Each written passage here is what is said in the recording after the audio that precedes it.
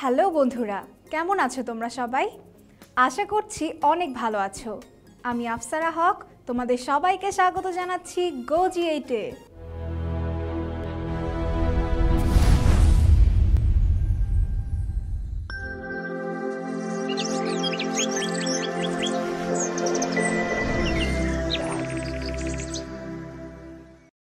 বন্ধুরা, সাধারণত নারী দেহের অভ্যন্তরে শুক্রাণু ও ডিম্বাণু নিউক্লিয়াসের একই ভবনের মাধ্যমে নিষেক সম্পন্ন হয়।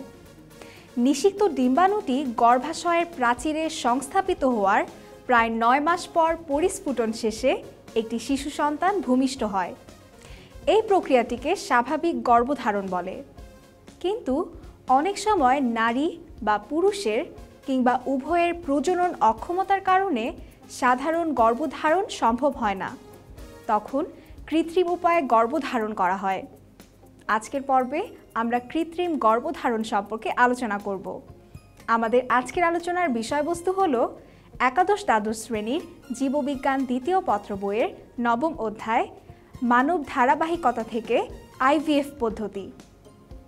তাহলে চলো বন্ধুরা শুরু করা যাক।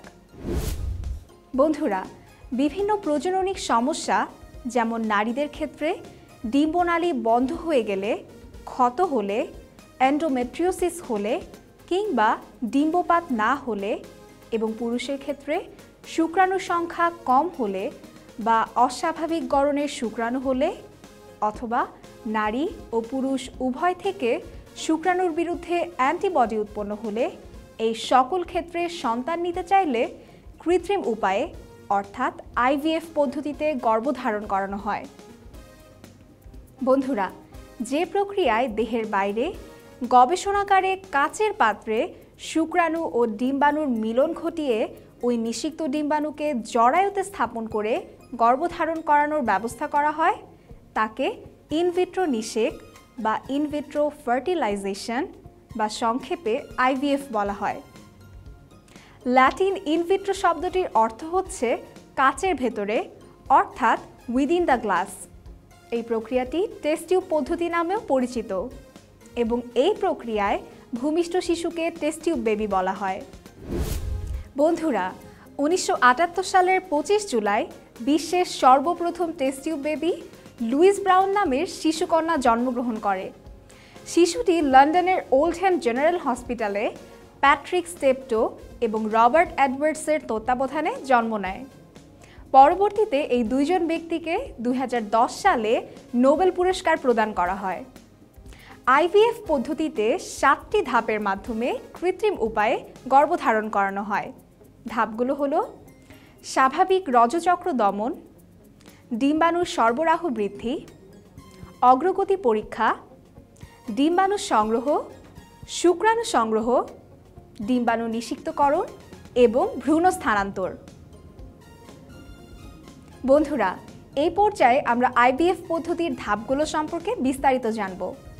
প্রথম ধাপটি হলো স্বাভাবিক রজচক্র দমন। এই ধাপে নারীর স্বাভাবিক রজচক্র দমিয়ে রাখতে একটি ওষুধ প্রয়োগ করা হয়। এই ওষুধটি ইনজেকশন হিসেবে কিংবা নাকের ভেতর স্প্রে করে দেওয়া হয়। বন্ধুরা, পরের ধাপটি হলো ডিম্বাণু সরবরাহ বৃদ্ধি। বন্ধুরা, নারী দেহে সাধারণত প্রতি মাসে একটি করে ডিম্বাণু পরিণত হয়, কিন্তু আইভিএফ পদ্ধতিতে একাধিক ডিম্বাণুর প্রয়োজন হয়। আর তাই ডিম্বাণুর সরবরাহ বৃদ্ধি করতে ফলিকল স্টিমুলেটিং হরমোন ইনজেকশনের মাধ্যমে প্রয়োগ করা হয়। এর ফলে যত বেশি ডিম্বাণু উৎপাদিত হবে তত বেশি ডিম্বাণু নিষিক্ত করে যাচাই বাছাই করতে সুবিধা হবে। বন্ধুরা, এর পরের ধাপটি হলো অগ্রগতি পরীক্ষা। ডিম্বাণু উৎপাদন বৃদ্ধির জন্য দ্বিতীয় ধাপে যে হরমোন প্রয়োগ করা হয় ওই হরমোনের ফলাফল এই ধাপে পরীক্ষা করা হয়। ডিম্বাণুর উৎপাদন বৃদ্ধি পরীক্ষার জন্য আল্ট্রাসাউন্ড স্ক্যান করা হয়। এছাড়াও হরমোনের মাত্রা যাচাইয়ের জন্য রক্ত ও মূত্র পরীক্ষা করা হয়। আইভিএফ পদ্ধতির চতুর্থ ধাপটি হলো ডিম্বাণু সংগ্রহ। ডিম্বাণু সংগ্রহের 34 থেকে 38 ঘন্টা আগে এফএসএইচ হরমোন আরেকবার প্রয়োগ করা হয়। আরেকবার হরমোন প্রয়োগ করার কারণ হলো ডিম্বাণু পরিপক্কতায় সাহায্য করা। এরপর ডিম্বাণু চোষক প্রক্রিয়ায় নারীদেহের ডিম্বাশয় থেকে এক বিশেষ যন্ত্রের মাধ্যমে পরিপক্ক ডিম্বাণু সংগ্রহ করা হয়। বন্ধুরা, অগ্রগতি পরীক্ষা ধাপে প্রাপ্ত আল্ট্রাসাউন্ড ছবির সূত্র ধরে যোনিপথে একটি সূক্ষ্ম ও ফাঁপা সূচ প্রবেশ করানো হয়। এই সূচটি চোষক যন্ত্রের সঙ্গে লাগানো থাকে। সূচটিকে এরপর ডিম্বাশয় ও ফলিকলে আবৃত ডিম্বাণুর কাছে নিয়ে যাওয়া হয়। এরপর চোষক যন্ত্রটি ডিম্বাশয়ের ফলিকল থেকে সামান্য তরল সহ ডিম্বাণু সংগ্রহ করে। এভাবে একটি একটি করে সুস্থ ও পরিপক্ক ডিম্বাণু চোষক যন্ত্র দ্বারা সংগৃহীত হয়। প্রত্যেক ডিম্বাশয় থেকে পর্যাপ্ত পরিমাণে পরিপক্ক ডিম্বাণু সংগ্রহের পর থেকে নিষেকের পূর্ব পর্যন্ত চোষক যন্ত্রে সংরক্ষিত থাকে। তখন ওই যন্ত্রে পরিবেশ বান্ধব নিয়ন্ত্রিত তাপমাত্রা অর্থাৎ নারীদেহের সমান তাপমাত্রা বজায় রাখা হয়। বন্ধুরা, এর পরের ধাপটি হলো শুক্রাণু সংগ্রহ। এক্ষেত্রে পুরুষ থেকে শুক্রাণু সংগ্রহ করা হয়। শুক্রাণু সংগ্রহের পর কিছু সময়ের জন্য কালচার মিডিয়ামে জমা রাখা হয়। এরপর বিশেষ প্রক্রিয়ায় সুস্থ ও সক্রিয় শুক্রাণু নির্বাচন করা হয়। বন্ধুরা, এই পর্যায়ে আমরা যে ধাপটি সম্পর্কে জানব তা হলো ডিম্বাণু নিষিক্তকরণ। এই ধাপে গবেষণাগারে ইনকিউবেটরে রাখা সর্বোচ্চ গুণগত মানের শুক্রাণু ও ডিম্বাণুকে নিষেকের জন্য একসঙ্গে 16 থেকে 20 ঘন্টা পেট্রি ডিশ বা কাচের টিউবে রেখে দেওয়া হয়। তখন প্রত্যেক ডিম্বাণুর জন্য প্রায় 1 লক্ষ শুক্রাণুর ব্যবস্থা রাখা হয়। এরপর পরীক্ষার মাধ্যমে পর্যবেক্ষণ করা হয় কোনো ডিম্বাণু নিষিক্ত হয়েছে কিনা। বন্ধুরা, নির্ধারিত সময়ের পরও যদি নিষেক না ঘটে তখন এক বিশেষ যন্ত্রের সাহায্যে একটি ডিম্বাণুর ভেতরে একটি শুক্রাণুর প্রবেশ ঘটিয়ে নিষেক ঘটানো হয়। এই প্রক্রিয়াকে অন্তঃসাইটোপ্লাজমিক শুক্রাণু ইনজেকশন বা ICSI বলে। নিষেক ঘটানোর পর ক্লিভেজ পর্যায় শুরু হয়েছে তা দেখা দিলেই নিষিক্ত ডিম্বাণুকে ভ্রূণ বলা হয়। বন্ধুরা, IVF পদ্ধতির সপ্তম ও সর্বশেষ ধাপটি হল ভ্রূণ স্থানান্তর। নিষিক্ত ডিম্বাণু সংগ্রহের পর 1 থেকে 6 দিনের মধ্যে নারীর জরায়ুতে স্থানান্তর করা হয়। এই সময়ের মধ্যে নিষিক্ত ডিম্বাণু 2 থেকে 4 ব্লাস্টোমিয়ার বিশিষ্ট ভ্রূণে পরিণত হয়। এরপর সুস্থ, সক্রিয় ও বিভাজনশীল এই ভ্রূণকে ক্যাথেটারের সাহায্যে আল্ট্রাসাউন্ড ছবি দেখে নারীর গর্ভাশয়ে অনেক সাবধানে স্থাপন করা হয়। বন্ধুরা, ভ্রূণ গর্ভাশয়ে সংস্থাপিত হলে তখন গর্ভসঞ্চার হয়েছে বলে মনে করা হয়।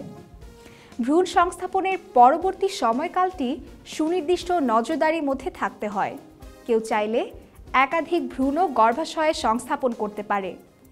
আবার অনেকে একটি ভ্রূণ সংস্থাপিত হওয়ার পর বাকি ভ্রূণগুলোকে ভবিষ্যতে সংস্থাপনের জন্য কিংবা অন্য কাউকে দান করার জন্য বিশেষ প্রক্রিয়ায় গবেষণাগারে জমা রাখে। তো বন্ধুরা, এই ছিল IVF পদ্ধতি। এই পদ্ধতিটি বর্তমানে পৃথিবীর অনেক দেশেই প্রচলিত। বাংলাদেশে 2001 সালে 30 মে সর্বপ্রথম ত্রয়ী টেস্ট টিউব বেবি হিসেবে জন্মগ্রহণ করে হীরা, মণি ও মুক্তা। তাদের বাবা মা হলেন যথাক্রমে আবু হানিফ এবং ফিরোজা বেগম।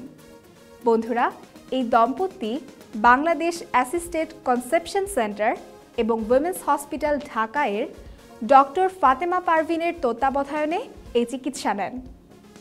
বর্তমানে বাংলাদেশে এই প্রযুক্তি নিয়ে সাফল্যজনকভাবে কাজ চলছে।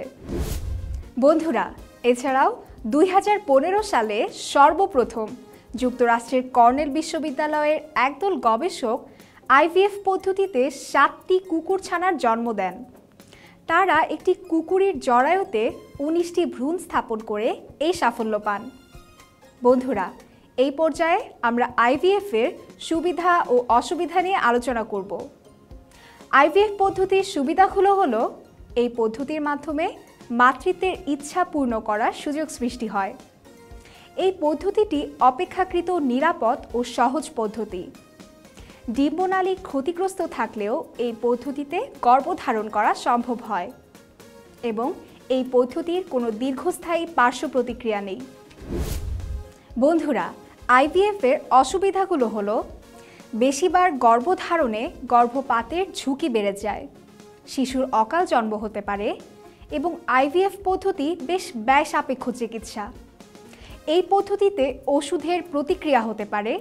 এছাড়াও মানসিক চাপে স্নায়বিক দৌর্বল্যও দেখা দিতে পারে। বন্ধুরা, আমাদের আজকের আলোচনা এই পর্যন্তই। দেখা হবে পরবর্তী এপিসোডে নতুন কোনো টপিক নিয়ে। আর সেই পর্যন্ত তোমরা ভালো থেকো, সুস্থ থেকো এবং অবশ্যই GoG8 সাথেই থেকো।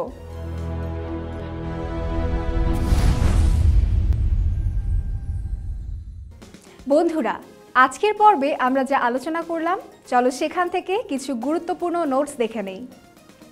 যে প্রক্রিয়ায় দেহের বাইরে গবেষণাগারে কাচের পাত্রে শুক্রাণু ও ডিম্বাণুর মিলন ঘটিয়ে নিষিক্ত ডিম্বাণুকে জরায়ুতে স্থাপন করে গর্ভধারণ করানোর ব্যবস্থা করা হয় তাকে ইনভিট্রো নিষেক বা ইনভিট্রো ফার্টিলাইজেশন, সংক্ষেপে আইভিএফ বলা হয়। আইভিএফ পদ্ধতিতে ভূমিষ্ঠ শিশুকে টেস্ট টিউব বেবি বলা হয়। ডিম্বাণুর সরবরাহ বৃদ্ধি করতে ফলিকল স্টিমুলেটিং হরমোন ইনজেকশনের মাধ্যমে প্রয়োগ করা হয়। বাংলাদেশে 2001 সালের 30 মে সর্বপ্রথম ত্রয়ী টেস্ট টিউব বেবি হিসেবে জন্মগ্রহণ করে হীরা, মণি ও মুক্তা।